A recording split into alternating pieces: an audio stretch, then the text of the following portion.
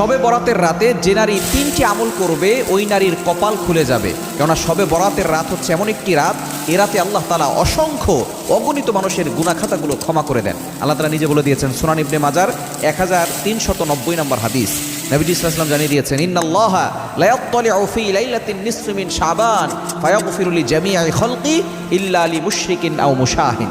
এ রাতে আল্লাহ তাআলা সন্ধ্যার পরে মাগরিবের নামাজের পরপরই আল্লাহ পাক রব্বুল আলামিন মানুষের দিকে দৃষ্টিপাত করেন, প্রথম আসমানে চলে আসেন এবং আল্লাহ পাক রব্বুল আলামিন সকলের দিকে দৃষ্টিপাত করে সকলকে সাধারণ ক্ষমার ঘোষণা করে দেন। তবে দুই শ্রেণীর মানুষকে আল্লাহ ক্ষমা করেন না।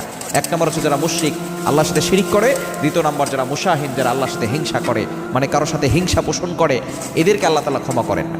এজন্য এই দুইটি কোয়ালিটি থেকে আমাদেরকে দূরে সরে আসতে হবে এবং নারীরা মা বোনরা 3টা কাজ করবে। এক নম্বর হচ্ছে আপনি আপনার প্রয়োজনীয় নামাজগুলো পড়বেন। প্রয়োজনীয় যে জিনিসগুলো আছে, সলাতুল হাজত, আপনি 2 রাকাত নামাজ